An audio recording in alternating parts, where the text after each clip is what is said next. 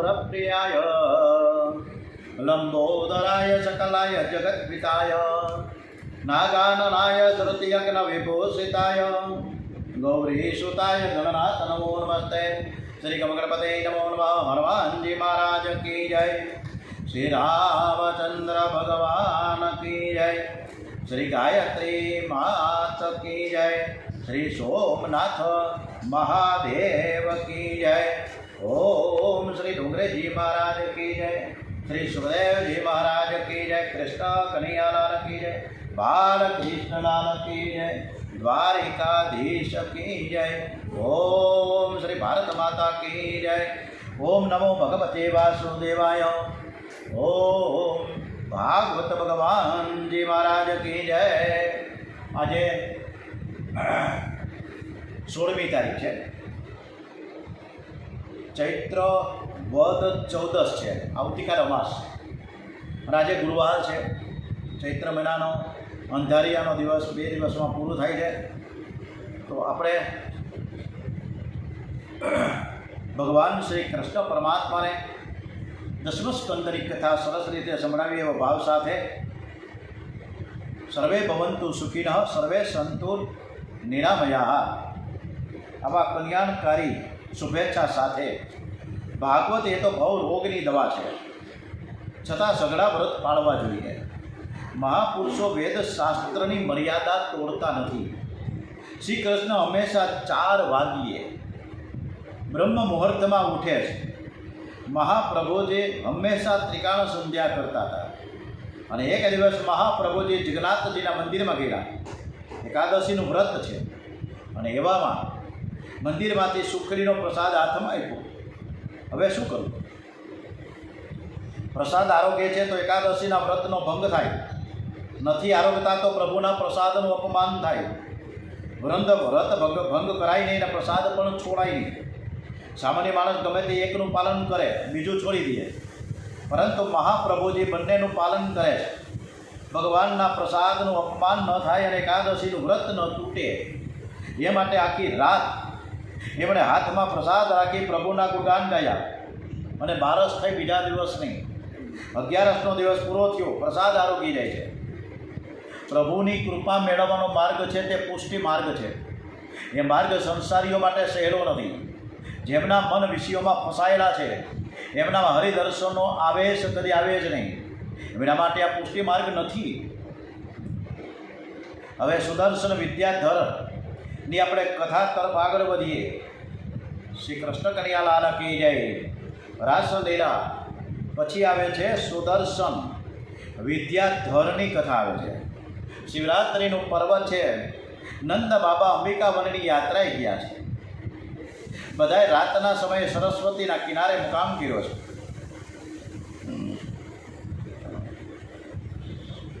બધા જ ગાઢ નિંદ્રામાં સૂતા છે।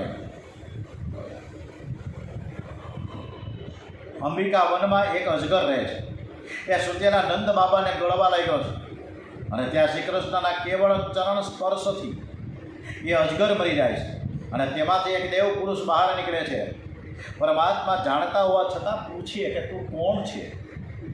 તે પુરુષ કહે કે હું પૂર્વે સુદર્શન નામનો વિદ્યાધર હતો। હું બહુ સુંદર હતો, મને મારા રૂપનું ખૂબ જ અભિમાન હતું। કોઈને કદરૂપા જોઈને હું હસતો હતો। એકવાર મેં કાળા કુબડા ઋષિને જોયા, એમનું નામ અંગીરા ઋષિ હતું। એમને જોઈ મને હસવું આવ્યું। હું હસ્યો એટલે તેમણે મને શ્રાપ આપ્યો કે તું મારી આકૃતિ જોઈને હસ્યો, તેથી તું અજગર થઈ જા। શરીર સુંદર છે તેવો વિચાર કરશો નહીં। શરીરમાં કાંઈ સુંદર નથી। શરીરમાં કેવળ હાડકાં, રુધિર, માંસ અને મળપત્ર ભરેલા છે। આ માટે કોઈની આકૃતિને જોઈને હસશો નહીં। ચામડીનું ચિંતન કરવું એ પાપ છે। ચામડીને જોશો તો આવતા જન્મે ચમાર થશો। મહાત્માઓ કોઈની આકૃતિને જોતા નથી, કૃતિને જુએ છે। આકાર જોવાથી મનમાં વિકાર ઉત્પન્ન થાય છે, માટે કોઈ વ્યક્તિનો આકાર જોશો નહીં, રૂપ જોશો નહીં। ત્યાર પછી શંખચૂડનો વધ કર્યો છે।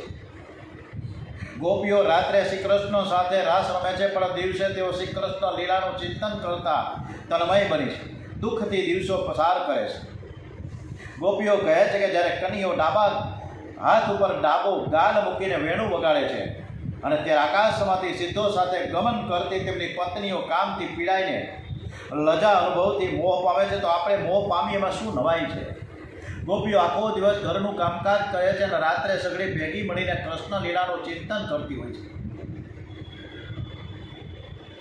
કુલ 26 શ્લોકોનું આ યુગલ ગીત છે. તમે તમારા મનને વશ નહીં કરો તો મન તમને વશ કરીને નચાવશે. માટે મનને છૂટું મોકશો નહીં. મનુષ્ય જ્યારે નવરો પડે છે ત્યારે તેના મનમાં પાપ આવે છે. રાત્રે સત્કર્મ અને જપ કરો. મન વાનર જેવું ચંચળ છે, એકલું પડે એટલે કૂદાકૂદ કરે છે. એટલે મનને જરા પણ નવરું પડવા દેતા નહીં. સતત ભગવત સ્મરણ અને સત્કાર્ય કરો. દરેક ઇન્દ્રિયથી ભક્તિ કરો, જીભથી ભક્તિ કરો, કાનથી ભક્તિ કરો, આંખથી ભક્તિ કરો, મનથી ભક્તિ કરો. આમ મનને ચારેય બાજુથી ઘેરી લ્યો તો જ મન વશમાં રહેશે. ધ્યાન એકલા કરો, પણ કીર્તન ઘરના બધા જ ભેગા સાથે કરો. દરરોજ રાત્રે સૂતા પહેલાં ઘરના બધા જ ભેગા મળીને ઓછામાં ઓછું અડધો કલાક કીર્તન કરો. તમારું ઘર પવિત્ર થશે. એવો ક્યાં ટાઈમ જ છે કોઈને? મોબાઈલ જોવામાંથી નવરા થાય છે, પછી તો સિરિયલું જોવે. હવે તો વેબસાઇટ ઉપર મોટેડા કેવી નીકળે સિરિયલું ખબર નથી. હું તો કાંઈ જોતો નથી. એટલે મોબાઈલ જોતાં જોતાં, ટીવી જોતાં જોતાં, સિરિયલો જોતાં જોતાં રાતનો 1 વાગી જાય. ત્યારે શ્રી કૃષ્ણ ભગવાન તો બ્રહ્મ મુહૂર્તમાં ઉઠી જાય. આપણે સરસ મજાના સવારના 10 વાગે ઉઠી જાય. કેવું સરસ! ભગવાનને કહે કે બહુ આભાર ભાઈ તારો, તું 10 વાગે તો ઉઠો. એવું થાય બધું. વસુદેવ દેવકીનો આ 8મો પુત્ર છે. કંસને કહે છે, આ વસુદેવે તારી સાથે દગો કર્યો, કપટ કર્યું, તું ભોળો છે. તને ખબર છે કે આ વસુદેવનો જે દીકરો છે અહીંથી ત્યાં જતો રહ્યો નંદ બાબાને ત્યાં. એક કાનુડો, એક લાલો જે નામથી ઓળખાય છે કૃષ્ણ, એ તારો કાળ છે. અને આ સાંભળી કંસ રાજાને આશ્ચર્ય થાય કે બે વસુદેવ દેવકીને કેદ પૂર્યા હતા, તો કેદમાંથી ગોકુળ ગયા કેવી રીતે? યશોદયા સુતાકન્યામ દેવકન્યામ કૃષ્ણમ એવ ચ રામમ ચ રોહિણીપુત્ર વસુદેવન બિભ્યતા. નારદજી કહે ભાઈ તને ખબર નથી, વસુદેવજી પોતાના 8મા પુત્રને નંદ બાબાને ઘેર મૂકી આવ્યા અને યશોદાજીની પુત્રીને લઈને આવ્યા. શ્રી કૃષ્ણ દેવકીનો પુત્ર છે, જ્યારે બલરામ એ રોહિણીનો પુત્ર છે. તેઓ ત્યારે ઘણા સેવકોને મારી નાખ્યા. અને આ સાંભળી કંસને ક્રોધ ચડ્યો. વસુદેવજી પોતાના દીકરો નંદને ત્યાં મૂકી આવ્યા તે વસુદેવને મારવા તૈયાર થઈ ગયા. નારદજીને જેમ સળગાવતા આવડે એમ બોલાવતા પણ આવડે. આજકાલ લોકોને ફક્ત અને ફક્ત સળગાવતા આવડે, પછી માથા ધબા ધબી પાછું વાળી શકવાની તો કોઈનામાં શક્તિ જ નથી, કોઈને માફી માંગવી નથી. અને પછી ખોટા મગજમાં હળી કીરા કરે. સવારે ઉઠ્યા પછી કોઈનો ઘરમાં જઈને હળગાવવાનું કામ ન કરવું. પથેરીમાં બેસી અડધો કલાક સુધી પરમાત્માનું સ્મરણ કરવું, શાંતિથી ભક્તિ કરવી, ભગવાનનું ધ્યાન કરવું, પથારીમાં બેસીને જપ કરવો. ક્યાંથી થાય રામભાઈ? બધાને સવારે 8-9 વાગે ઉઠવું છે, પછી તો ફટાફટ તૈયાર થઈને ફટાફટ ધંધે જવું. આમાં અડધી કલાક ક્યાં પથારીમાં બેસવા જવું? ભાઈ આ અમને આવડે. ડોંગરીને જ ના પડતી કે ભાઈ તમે તમારા વખતમાં બરાબર છે, અમને રિવાજ, અમે સિંહ હારા છીએ. નારદજી કંસને સમજાવે છે, વસુદેવને મારવાથી તને શું મળવાનું છે? તારો કાળ તો શ્રી કૃષ્ણ છે, તું વસુદેવને મારી નાખીશ તો કૃષ્ણ ત્યાંથી છટકી જશે. માટે મારવું હોય તો તારા કાળને મારવાનો પ્રયત્ન કર. શ્રી કૃષ્ણ હજુ 11મું વર્ષ બેઠું છે, નાનું છે પણ હારો છે હોશિયાર. આમ નારદજી કંસ રાજાને બરાબર સમજાવી ગોકુળમાં આવ્યા અને બાલકૃષ્ણ લાલને વંદન કરીને કહ્યું કે એના બધી જ તૈયારી કરીને આવ્યો છું. હવે આપ મથુરા પધારી કંસને મારી દ્વારિકાના રાજા થાવ. અનેક રાણીઓ સાથે આપણું લગ્ન થશે, આપણો ગૃહસ્થાશ્રમ કેવો ચાલે ને એ જોવા હું દ્વારિકામાં આવીશ. હવે અત્યારથી કહી દીધું, હજી તો લગ્ન નહોતા થયા, તો ન્યા નક્કી કરવા જાય. આમ નારદજી એક લીલાનું વર્ણન કરે છે. આ બાજુ કંસ ગભરાયો. કંસ રાજા વસુદેવ દેવકીજીને ફરીથી બેડી બનાવ્યા. એ વિચાર કરે કે મારા કાળને કેવી રીતે મારવો. ગોર મહારાજ કહે છે કે તમે 5 દિવસનો એક ધનુષ્ય યજ્ઞ કરો. આ યજ્ઞ બરાબર થાય, પરિપૂર્ણ થાય તો યજમાનનો શત્રુ મળે છે. યજમાનનો શત્રુ મરી જાય અને યજમાનનું આયુષ્ય વધી જાય. और જો આ 5 દિવસમાં કોઈ વિઘ્ન આવી જાય તો યજ્ઞ અધૂરો રહે તો યજમાનનો નાશ થાય. પણ આપણને શું વિઘ્ન આવવાનું હતું? એ સમયે કંસ રાજાને મળવા માટે મોટા મોટા મલ્લો યોદ્ધાઓ આવ્યા.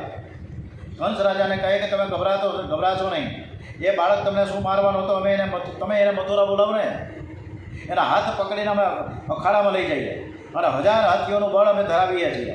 મારું વજન એનાથી સહન નહીં થાય, અમે તેને મારી નાખીશું અને કુસ્તી રમતા આવું બન્યું અને એમ કરતાં એવું કરી જાહેર કરીશું. કાળ સમીપ આવે, મૃત્યુની છાયા પડે એટલે સ્વભાવ અને બુદ્ધિ બદલવા માંડે છે. પુણ્યશાળી અતિ પુણ્ય કરે છે, પાપીનો સ્વભાવ અતિ ક્રોધી બને છે. કંસ વિચાર કરે કે રામ કૃષ્ણને આમંત્રણ આપવા કોને મોકલું? એમને વયોવૃદ્ધ અક્રૂર યાદ આવ્યા છે. જે ક્રૂર નથી એનો છે અક્રૂર. કંસ અક્રૂરજીના ઘરે આવ્યા છે. કઈ કાકા, મારું એક ખાસ કામ તમારે કરવાનું છે. હમણાં નંદજી આવ્યા હતા, તેમણે મને કહ્યું કે વસુદેવે તારી સાથે દગો કર્યો છે. નારદજી આવ્યા હતા અને મને કાનમાં કહી દીધું છે. નારદજીએ કીધું કે વસુદેવને તારી સાથે મોટો બધો દગો કર્યો છે. એને જે દીકરો થયો તો 8મો બાળક, એ વસુદેવનો દીકરો કૃષ્ણ, કનૈયો, કાળો, લાલો, આવા બધા ઘણા બધા નામો છે. એ ગોકુળમાં નંદ અને યશોદાને છે અને મારો કાળ છે. એને તું કપટ કરીને મારી નાખ. મારે કનૈયાને મારવા માટે યજ્ઞ કરવો છે અને આ યજ્ઞમાં નંદ બાબાને રામકૃષ્ણની સાથે આવવાનું આમંત્રણ આપવા તારે જવાનું છે અને પછી હું અહીંયા આવે એટલે મારી નાખીશ. નંદ બાબાને ખાતરી થઈ કે રાજાનો પ્રેમ છે એટલે તમે એક કામ કરો, મારો સોનાનો રથે લેતા જાઓ અને અહીંયા આવશે ને અખાડામાં, પછી તો એને આ 2 છોકરાઓને હાથીની નીચે કચડાવી નાખું. મારા મલ્લો પણ એને મારીને ભૂકા કાઢી નાખશે. આ કાળને મારવા મેં આવું બધું કપટ કર્યું એટલે આવડું મોટું રાજ છે. આવી બધી સરસ મજાની મારે રાણીઓ સુંદર છે, છતાં હું સુખ ભોગવી શકતો નથી. મને કાળની બહુ બીક લાગી છે. મારો કાળ મરી જશે તો પછી જ હું સુખ ભોગવીશ.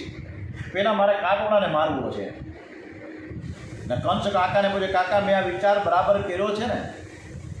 મેં તમને આજે મૂક્યો વિચાર એ આપણા 2 વચ્ચે જ રહ્યો છે, પણ છે તો બરાબર ને? ત્યારે અક્રૂરજી કે વિચાર કરવો બહુ સરસ કીધું. અક્રૂરજીએ કંસને કહે છે, આપણને લાગુ પડે છે. અક્રૂરજી કહે કંસને કે ભાઈ વિચાર કરવો એ માનવના હાથમાં છે, પણ પ્રારબ્ધમાં હોય અને પરમાત્માની કૃપા હોય તો જ માનવના વિચાર સફળ થાય છે. કંસ કાકાને કહે છે કે આ વાત કોઈને કહેતા નહીં. શ્રી કૃષ્ણ કંસના કાળ છે, કંસને બહુ જીવવાની ઈચ્છા છે, પરંતુ શ્રી કૃષ્ણને પોતાના કાળને તે સામેથી બોલાવે છે. મનુષ્ય પોતાના કર્મથી મૃત્યુને બોલાવે છે. કંસને જાણે મરવાની ઉતાવળ છે, તે પોતાના કાળને સામે ચાલીને બોલાવ્યો છે. વધારે જીવવાની કે જલ્દી મરવાની ઈચ્છા રાખવી નહીં. ક્યારે મરીશ એનો વિચાર ન કરતા જીવન કેવું જીવવું એનો વિચાર કરો. અને અત્યારે આત્મહત્યા કરવાના કિસ્સાઓ એટલા બધા વધતા જાય છે. વાત કરો મને, બધા જ માણસો મોટા ભાગના ડિપ્રેશનમાં જીવે છે. અને ડિપ્રેશનમાં હમણાં તાલુકા પંચાયત, જિલ્લા પંચાયતની ચૂંટણીમાં ઉમરેઠ ગામના, ઉમરેઠ તાલુકાના મામલતદાર એટલા ડિપ્રેશનમાં આવી ગયા કે એને કાંઈ સૂઝ્યું નહીં અને રાતના જઈને ગાડીની નીચે કપાઈ ગયા, આત્મહત્યા કરી દીધી. એટલે આજે દરેકના ઘરમાં, દરેકના સભ્યોના મનમાં ડિપ્રેશન ચાલી રહ્યું છે. અને એના માટે આ ડિપ્રેશનથી દૂર કરવા માટે સારામાં સારો રસ્તો હોય, સારામાં સારો કે દરરોજ રામાયણ, શ્રીમદ ભાગવત અને મહાભારત આ ગ્રંથ અને ગીતાજી, આ 4 ગ્રંથનો અવશ્ય પાઠ કરવા જોઈએ. કારણ એમાં સહન શક્તિ કેવી રીતે અપનાવવી, ધીરજ કેવી રીતે રાખવી, આ બધું જ આ 4 ગ્રંથોમાં આવે છે. અને જ્યારે લોકો આ 4 ગ્રંથો વાંચન કરે એનું મનોબળ પણ મજબૂત થાય અને સહન શક્તિ પણ મજબૂત થાય. આજે તો સહન શક્તિ છે જ નહીં. વડાપાઉં ખાઈમાં સહન શક્તિ આવે ક્યાંથી? પરોપકાર અને પુણ્ય કર્મનો વિચાર કરીએ ને તો સુખી થઈએ. સમય થાય ત્યારે જીવ કાળને ભૂલાવે છે. જ્યાં સુધી કંસ શ્રી કૃષ્ણને મથુરામાં ન બોલાવે ત્યાં સુધી એ વધારે જીવે, પરંતુ કંસનો સમય હવે પાકી ગયો છે અને તેથી કંસે સામે ચાલીને કૃષ્ણ ભગવાન એટલે કે કાળને બોલાવે છે. આના માટે ડોંગરીજી મહારાજે આપણને એક સારામાં સારું ઉદાહરણ આપ્યું છે કે વ્યાસજી મહારાજ એનો એક દાસ નામનો એક શિષ્ય જે એની બહુ જ સેવા કરે, અતિ સેવા કરે. હવે એકવાર વાત કરતાં કરતાં અને પગ દબાવતા વ્યાસજીને પૂછ્યું એ દાસે કે ગુરુદેવ, હું ક્યારે મરીશ એ મારે જાણવું છે. વ્યાસજી કે આવો પ્રશ્નનો જવાબ અપાય નહીં અને આવા પ્રશ્નો પૂછાય નહીં, કારણ માણસ ક્ષરણે મરે છે, મૃત્યુ માથે જ ભમે છે. એમ વિચારીને પાપ કરવાનું છોડો અને ભક્તિને અપનાવો. ક્યારે મરણ થશે એનો વિચાર સુદ્ધા ન કરો. અત્યારે હું તારે જાણીને કામ છે. પણ દાસ કહે કે ના, એમ ન હાલે, તમારે મને કહેવું તો પડે, મારે જાણવું જ છે કે હું ક્યારે મરીશ, તમે મને જણાવો. વાહ, આત્માદેવ ગયા ઓલા આત્મહત્યા કરવા માટે, એટલે મહાત્માને કહે કે હું મરી જ જાઉં, મારા ભાગ્યમાં પુત્ર ન હોય તો તમારા ભાગ્યમાંથી કાઢી નાખો, પણ મારે છોકરો જોઈએ, નકર હું આત્મહત્યા કરી નાખું. આટલી બધી હઠ કરે છે. એમ આવી રીતના દાસ પણ હઠ કરીને બેઠા. એટલે વ્યાસજી કહે કે ઠીક છે, ચાલો, તારી ઈચ્છા છે ને તો તારી આ વાત છે ને કે તું ક્યારે મરીશ મને તો કંઈ ખબર ન હોય, એમાં આપણે જઈએ યમરાજાને પૂછીએ, પછી તો ખબર પડશે કે હાલો. દાસ અને વ્યાસજી ગયા યમરાજાને ત્યાં. યમરાજાને જઈને પૂછ્યું કે આ મારો ચેલો છે, ઘણા વખતથી સેવા કરે છે, પૂછે છે કે મારું મૃત્યુ ક્યારે થશે, મારું મરણ ક્યારે થશે. યમરાજા કે ભાઈ એ હું જાણું નહીં, મને એવી ખબર ના પડે, મારા મંત્રી મૃત્યુદેવ જાણતા છે, તો તમે ત્યાં જઈને પૂછો એને. ના, હું એકલા ન જાય, તમે થોડીક ભલામણ કરો, હાલો અમારા ભેગા. એટલે યમરાજા ગયા, દાસ ગયા અને વ્યાસજી ગયા. આ ત્રણે ત્રણ પહોંચ્યા ક્યાં? મૃત્યુદેવને ત્યાં. અને કીધું કે તમે ત્રણે ત્રણ અહીંયા કેમ આવ્યા ભાઈ, શું વળી તકલીફ પડી ગઈ? તો કે ભાઈ અમારા આ જે વ્યાસજી કે અમારો ચેલો છે, શિષ્ય છે, એને જાણવું છે કે મારું મૃત્યુ ક્યારે છે, હવે તમે બતાવો. મૃત્યુદેવ કે ભાઈ એ હું બહુ જાણું નહીં, એ વાતની ખબર તો વિધાતાને ખબર પડે, પ્રારબ્ધને પડે. મને તો હુકમ થાય ને એટલે હું પકડવાનું કામ કરું, ક્યારે મરવાનો છે એની ખબર મને નથી, વિધાતા જાણે. ચાલો આપણે બધા વિધાતા પાસે જઈએ. ચારેય જણા વિધાતા પાસે ગયા. યમરાજા ગયા, મૃત્યુદેવ ગયા, વ્યાસજી ગયા અને ઓલો ચેલો દાસ, ચારે ચાર ગયા. વિધાતાને જઈને કીધું વ્યાસજીએ કે ભાઈ આ મારો ચેલો શિષ્ય છે, એ ક્યારે મૃત્યુ એનું થશે એ જાણવું છે. હવે યમરાજાને ખબર નથી, એ મૃત્યુદેવને ખબર નથી, તો હવે તમે કહો ને. ત્યારે વિધાતાએ વ્યાસજીને કીધું તમારા ચેલાને અજર અમર થાય, કોઈ દિવસ એનું મૃત્યુ ન થાય એવું મેં નક્કી કર્યું હતું કે તમે ચારે ચાર કોઈ દિવસ મારી ત્યાં તો આવવાના નથી. વ્યાસજી, દાસજી, યમરાજાજી અને મૃત્યુદેવ. આના લેખ એવા હતા કે જ્યારે આ ચાર ભેગા થાય ને ત્યારે એનું મૃત્યુ થશે.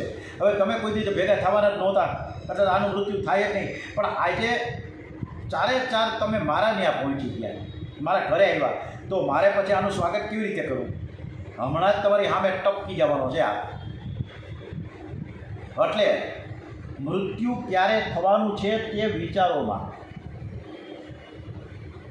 માનવી ભલે ગમે તેવો વિચાર કરે, પણ પ્રારબ્ધ અનુકૂળ હોય તો જ વિચાર સફળ થાય. આપણે કહીએ 15 દિવસ પછી મારે માતાજીના લોટા તેડવા છે, સત્યના ભગવાનની કથા કરવી છે, પણ ભાગ્યમાં હોય ને બધું હમુનમું થાય, ઉતરે તો થાય કામ. નકર કાંઈક ને કાંઈક વિઘ્ન સદકાર્યમાં આવે. પણ ખોટા ખરાબ કામ કરવા છે, ગાળો દેવી છે, કોઈને મારામારી કરવી છે, મગજમારી કરવી છે, ધોકા પછાડવા છે, એમાં કાંઈ કોઈ નડતું જ નથી. અક્રૂરજી કહે છે કે તમારી આજ્ઞા છે તો હવે હું કાલે ગોકુળ જાઉં. હા કાકા, તમારે કાલે તો જવાનું જ છે, પણ આ બાબતની કોઈને ખબર ના પડવી જોઈએ, નકર તમારો વારો કાઢી નાખીશ. અક્રૂરજીને આખી રાત નિંદ્રા ન આવી. અક્રૂરજી સતત પરમાત્માનું ચિંતન કરે છે, આજની રાત ક્યારે પૂરી થઈ જશે, આવતીકાલે મારે ગોકુળમાં જવાનું છે. મને શ્રી કૃષ્ણના દર્શન થશે. કોણ જાણે કેમ અક્રૂરજીને શ્રી કૃષ્ણના દર્શનની અધીરાઈ જાગી, ઓચિંતાનો આગળો ખસી જાય અને દ્વાર ઉઘડી જાય એવું બન્યું છે. અક્રૂર તો ખરા ને, જે ક્રૂર નથી, દયા છે, દયાળુ છે, દીન છે, નિર્દોષ છે, મલિન છે, તેના પર પરમાત્માની દયા થયા વિના કેમ રહે? અક્રૂરજી સવારે વહેલા ઉઠ્યા છે, પ્રાતઃ સ્નાન કર્યું છે, નિત્ય કર્મ કરી પરવાયરા કંસનો સોનાનો રથ આવ્યો અને એમાં બેસી અક્રૂરજી ગોકુળ જવા નીકળ્યા છે. વિચાર કરે રસ્તામાં, હું અધમ છું, પાપી છું, નાલાયક છું, પણ છું તો શરણાગત ને. આજે મારા ભાગ્યનો ઉદય થયો. આજે હું પરમાત્મા શ્રી કૃષ્ણના દર્શન કરવા માટે જાઉં છું. મેં જરૂર પૂર્વજન્મમાં કંઈક મોટો યજ્ઞ કર્યો છે, કંઈક સદકાર્ય કર્યા છે, તો જ અથવા તો કોઈ મોટા સંતની એવી સેવા કરી હશે, અથવા કોઈ ગરીબોને જમાડ્યા હશે. એટલે જ આ જન્મમાં આ બધા વિલાસી જીવોના રાજમાં મારો જન્મ થયો છે અને આ મારા જન્મ છે એ પરમાત્માના દર્શન કરવાથી સાર્થક થઈ જશે. આમ અક્રૂરજીનું વિચારણા ચાલી રહ્યા છે, ચિંતન કરતાં કરતાં ચાલે છે. અક્રૂરજીની જેમ પદે પદે તમે શ્રી કૃષ્ણનું ચિંતન કરજો, પરમાત્મા પ્રસન્ન થશે. ઓમ શ્રી કૃષ્ણ કનૈયા લાલ કી જય. આવતીકાલે અક્રૂરજી જાય છે, પહોંચે છે ગોકુળમાં અને પછી નંદ બાબાને વિનંતી કરે છે. રામ અને કૃષ્ણ કે બલરામ અને કૃષ્ણ એટલે ભેગા જાશે કે કેમ? આવતીકાલે કથા કરીશું. ઓમ શ્રી કૃષ્ણ કનૈયા લાલ કી જય. બાલ કૃષ્ણ લાલ કી જય. ઓમ નમો ભગવતે વાસુદેવાય. ઓમ શ્રી દ્વારિકાધીશ કી જય. ઓમ નમઃ પાર્વતી પતય. હર હર મહાદેવ.